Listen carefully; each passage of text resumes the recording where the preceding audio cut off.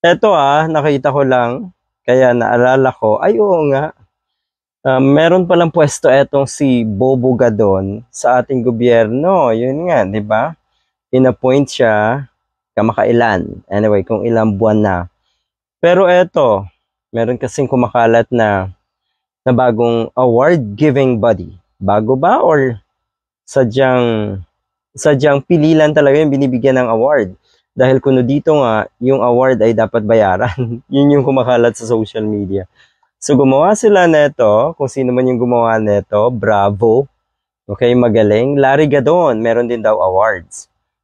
Palamuning Baboy Award. Pasweldo ng bayan, walang nagagawa. So doon tayo sa walang nagagawa. Tignan natin. Pinuntahan ko po yung page netong si Gadon.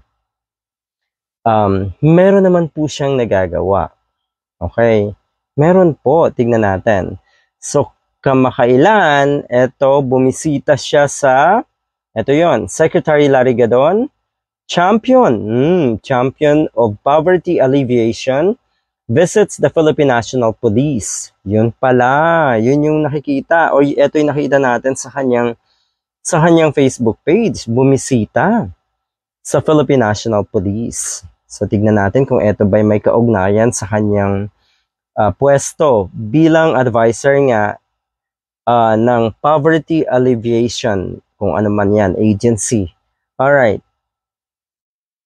Directorate for Police Community Relations, led by Police Major General Edgar Alan Ocobo, at Camp Crami, Quezon City on October 25, 2023. So, October pa to.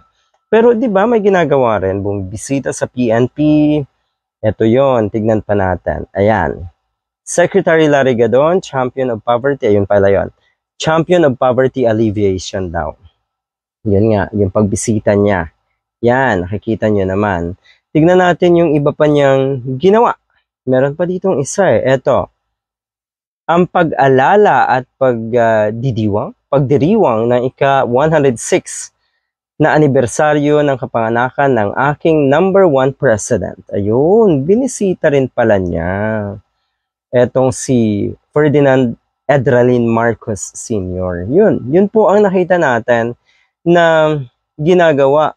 Ilan sa mga ginagawa natong si Gadon. So kayo na pong bahala. Ito ba may kaugnayan sa kanyang pagiging advisor on poverty alleviation? Presidential advisor. Yan po.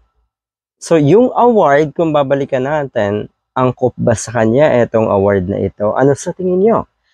Baka nga, 'di ba?